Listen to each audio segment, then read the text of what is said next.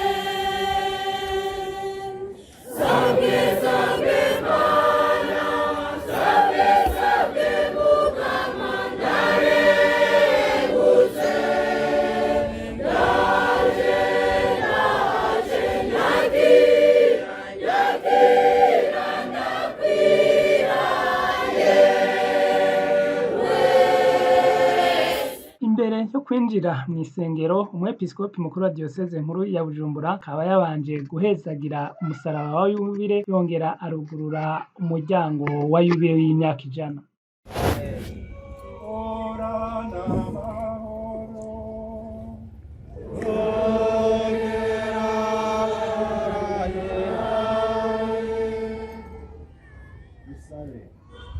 Warezegiwe Mukama we wakirana ubuntu n'abaza byacu wicishije ku mwana wawe umukandizi w'isezerano rishasha ukaturonsa n'umutima wagutse ingabirano zawe.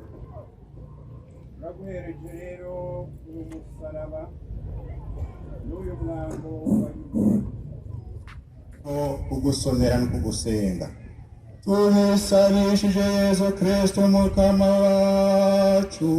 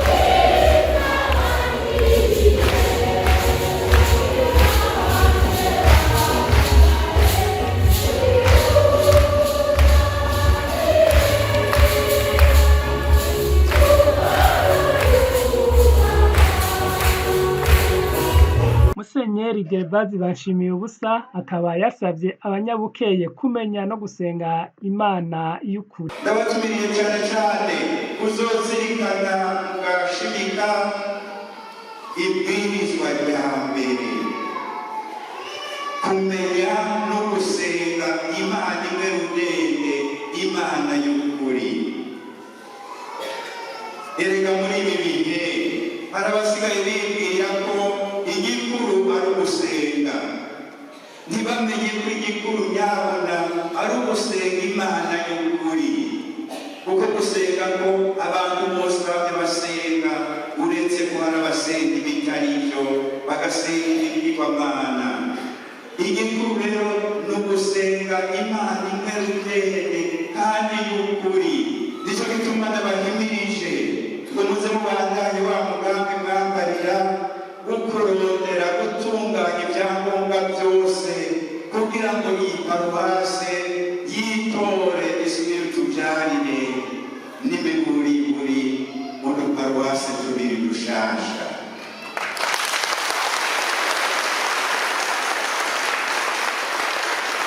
Kurangiza inyigisho yiwe umwepiskopi mukuru wa diyoseze nkuru ya Bujumbura akaba yasavye abakristu bo mu Bukeye kumenyera gusengera mu mibano mito. Ese mwokwitwararika gutera imbere cyane cyane mu kumenya gusengera muri ya mibano mito mito y'abakristu. Biraboneka ko kuri benshi iby'imibano mito mito y'abakristu babifashe utariko. Hari n'abadusabye ko twobandikira ibisomwa n'ibisabisho baca baza baragenda kuvugira hamwe ngo niho vyoborohera. None burya nta bisabisho mwebwe mufise ku mutima mushobora gushikiriza Imana nk'umwana abonye umuvyeyi? Mbega nk'uko Imana yogira itangaro ikarenguka mukayibona iri imbere yanyu, none mubaza kugenda kwa patiri mukuru ngo tubwire agasabisho tubarire Imana?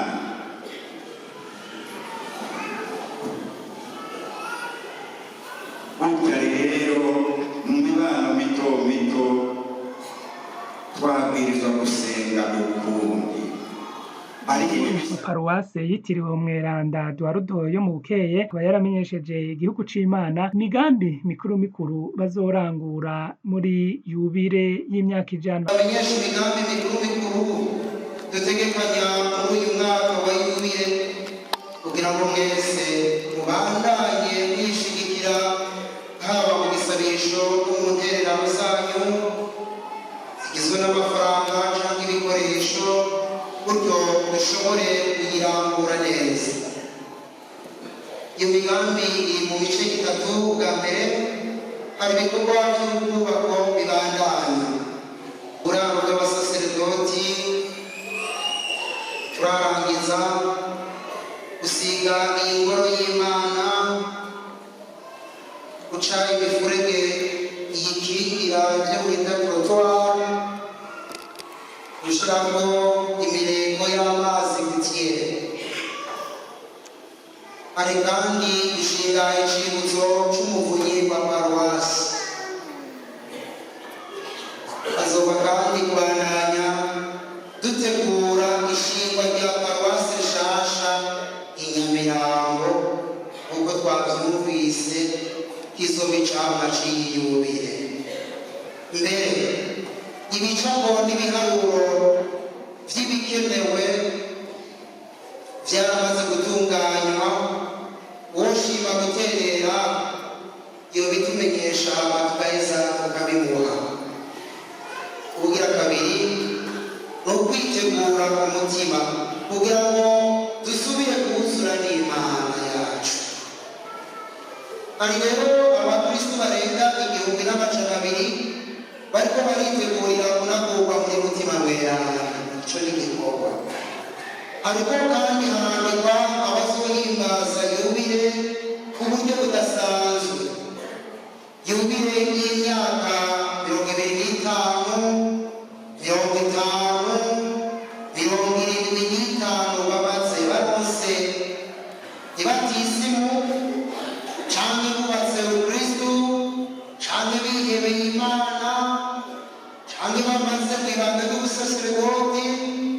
canke imihari n'imigwi imaze irangura ubutumwa ushishikare kwiyandikisha.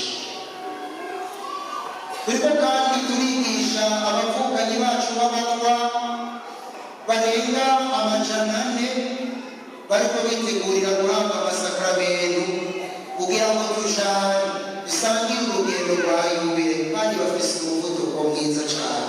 Harategekanijwe kandi inyigisho zizohabwa abakristu mu migwi itandukanye no ku ngero zitandukanye.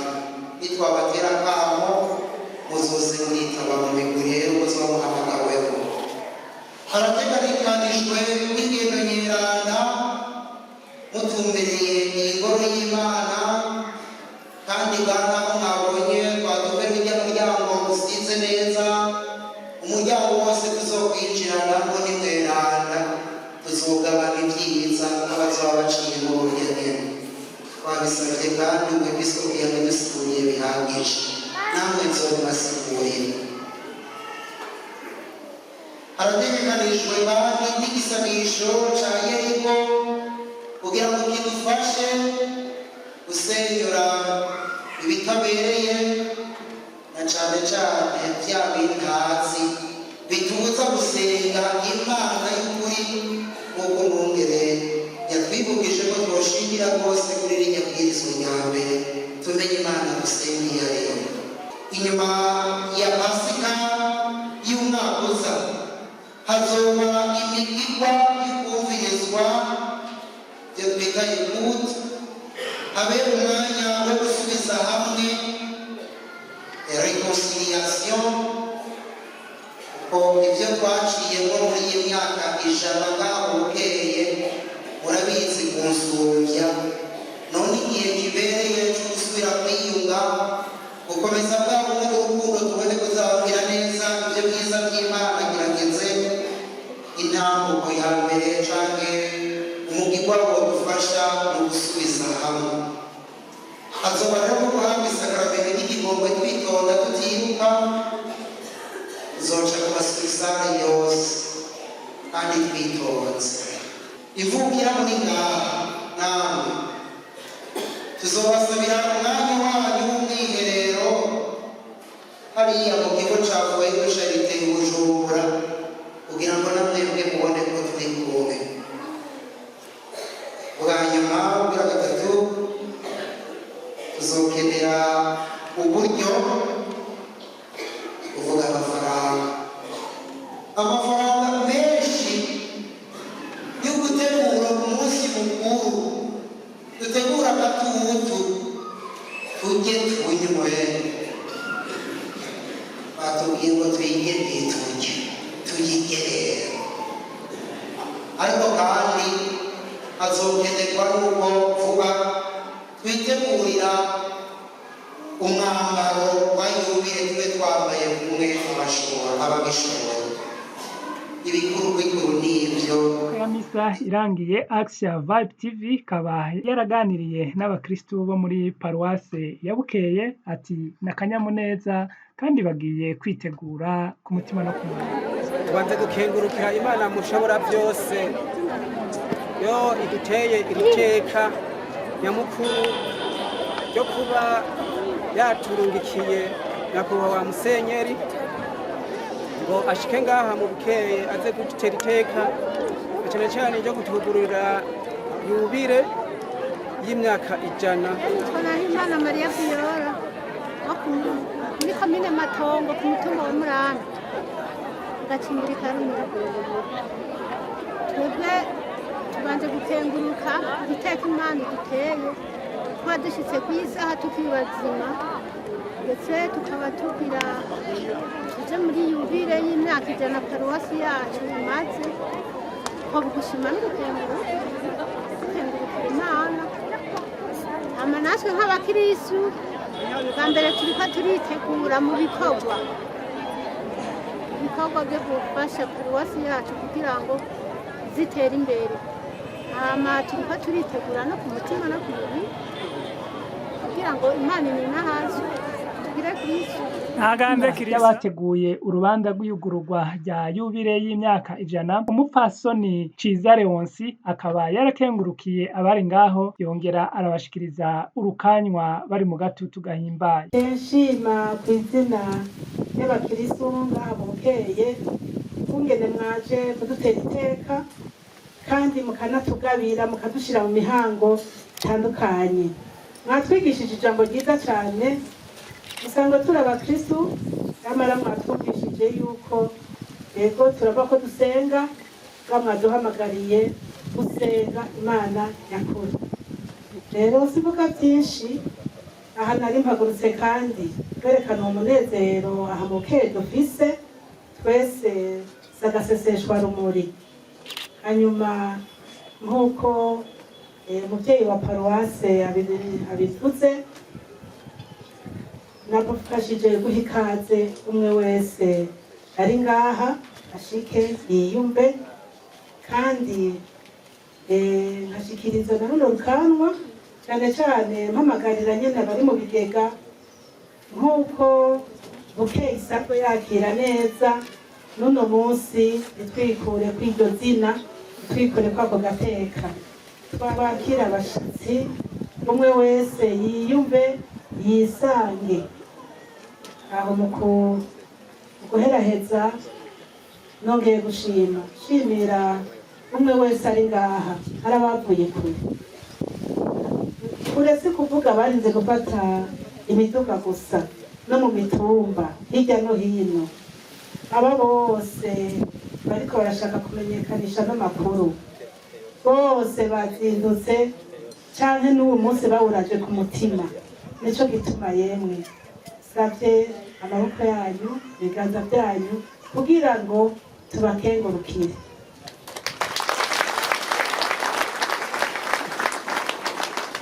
Murakoze cyane umwe wese rero ashishikare yisanga mukamagire je ndabona umenga n'akanyota mugerageze abandi nabo tubatume batugamurukire bazane tumenye yuko twinjiye muri yubile uba ari umunsi tuzoguma twikubura abangize tugere Kristo.